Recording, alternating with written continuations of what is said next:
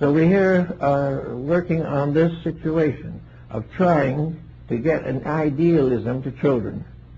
Now the answer seems to be coming in a little different way from what we expected. It's the children that are speaking up. More and more the children are asking for help. And they're asking for a help that can only be given to them in one way, and that is by the disciplining of life and character. We are faced with juvenile suicides. We are faced with all kinds of juvenile crime and delinquency, juvenile and adult drug addiction. All these things are being brought to our attention. There already moves are being made by the young people themselves to wipe out drug addiction. We won't do it. We're too busy or too indifferent. But the children themselves, seeing their own friends collapse, are going to do what apparently the great world of political pressures will not undertake. We are gradually going to find out of our sorrows the answers to our questions. Now in a few years we'll be into a new century. More people today are interested in peace than ever before in history, and that is proper. And little by little the extraordinary examples of corruption will destroy corruption. This is our hope, and it's nature's way of operating. Now all along the line we have this problem of the little child leading Father Time into the future. Father Time is not only Santa Claus, so to say, but also it is the Greek and Egyptian god Cronus or Saturn. Saturn, the ancient god, represents eternal law that cannot be broken. Saturn is, as ye sow, so shall ye reap. Saturn is the past, always moving forward into the future, but it is being guided into the future by a small child. For all laws that exist in nature are finally brought to fulfillment by the hearts of children. The child, uncontaminated, is the hope of the future. Therefore, it is necessary that that hope be nourished and chased, watched, carefully guarded, protected against the corruptions of the time. We should be giving much more attention to children and in their education and their spiritual enlightenment. We have now today at least 5 major religions. These religions are scattered. Most of them are very strong. The strongest, of course, are actually Christianity, Buddhism, Hinduism, and the philosophical idealism of China under the teachings of Confucius and Lao Tzu. There are many others, however. All of these religions are united in one principle, namely the importance of personal conduct. And most of them at the present time are at war with themselves and each other. Today, the peace that should come from religion is being destroyed by conflicts between creeds and sects. We are allowing these differences to destroy our confidence in religion and our respect for it. We find fanaticism, we find activism, we find all kinds of selfishness and commercialization passed off in the name of religion. This in itself is wrong, but it's because we have built these towering structures over an empty foundation. We have not recognized that no religion can do for us from the outside what we must do for ourselves from the inside. And yet we do not know how to look for it inside.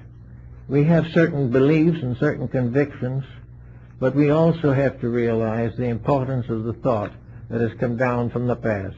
Be still and know that I am God. Somewhere stillness is important in this. Stillness is not the rankling of creeds.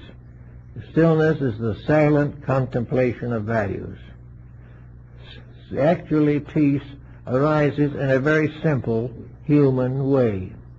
It is the instinctive love of the parent for child. It is the instinctive recognition that we are most happy when we serve that which we admire, love, or cherish. These things are all opportunities to express, to give forth from ourselves something. We are happier when we have a job than when we have an income. We do not want the leisure because we do not contribute. We want to do something.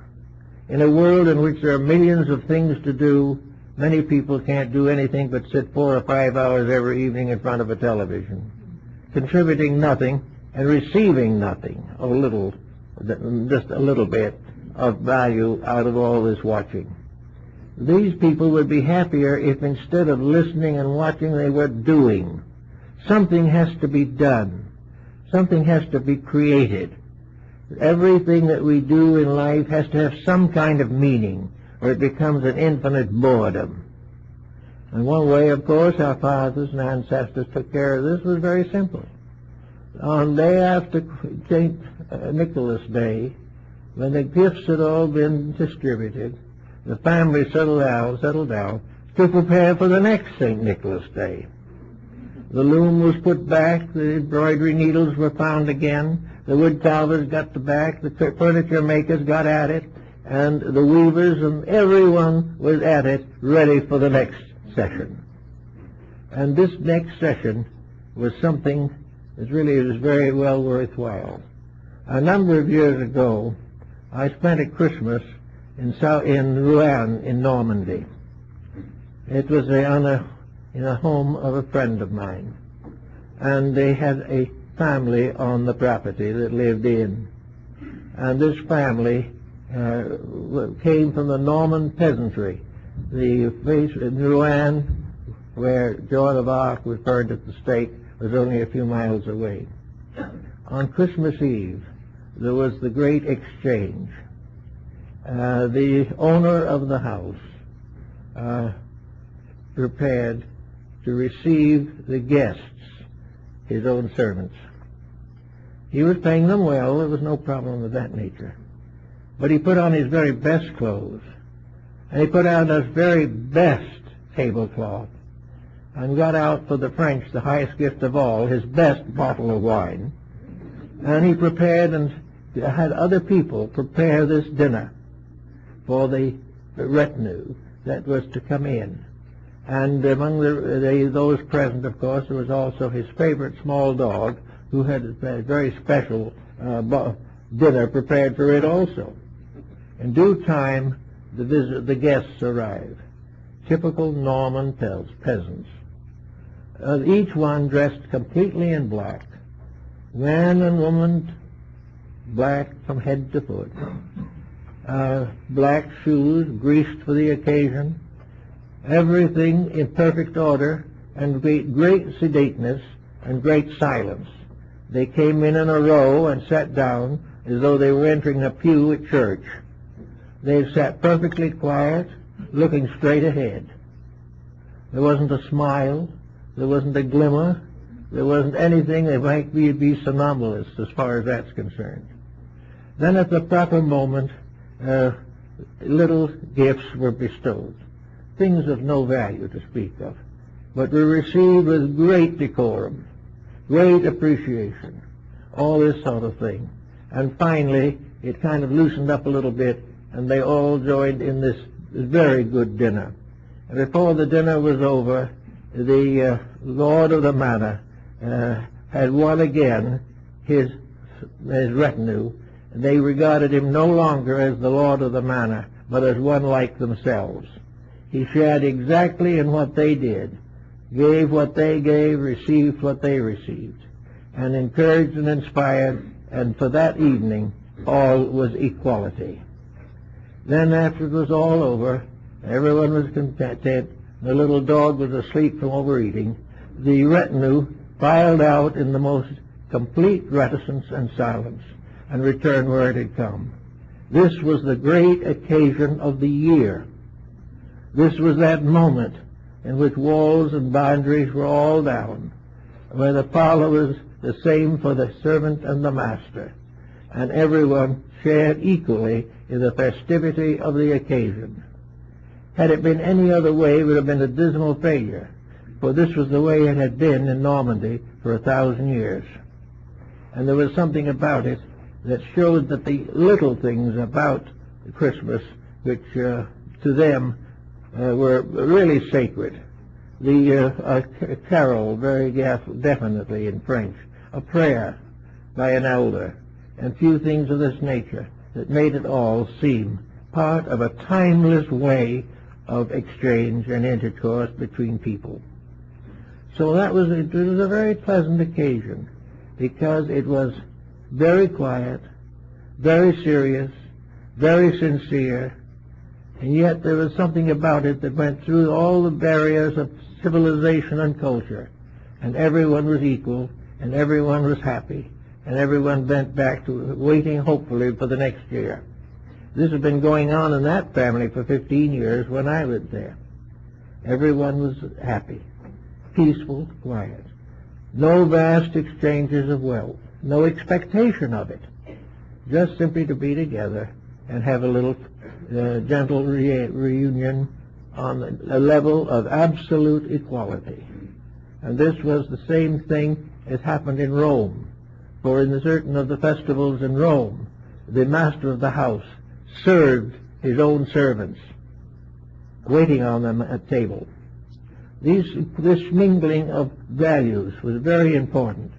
It was part of a symbolism that there is a great equality, and that this equality must be made to grow greater.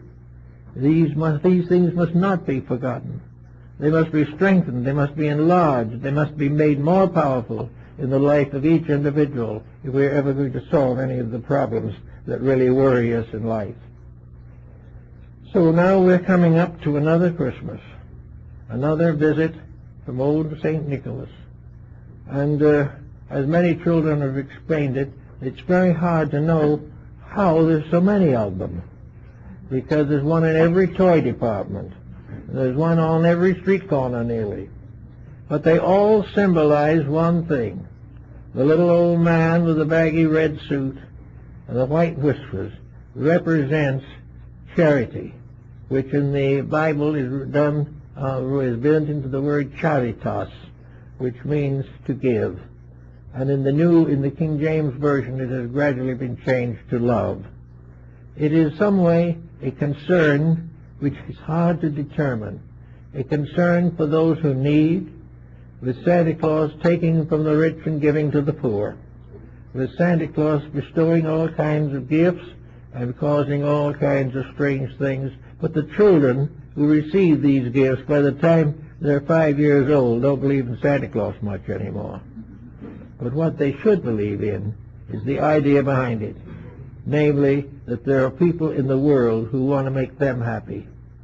And they want to have them enjoy life and have the fulfillment which perhaps has been denied to their own parents. It isn't just the fact that there is a fabled Santa Claus. It is the spirit of sharing. But the gifts themselves must be something significant. They can't just be something that is broken and thrown away the next day. It has to be a sharing of inner life and inner principle. It must be a giving of the most precious of all things, love and insight.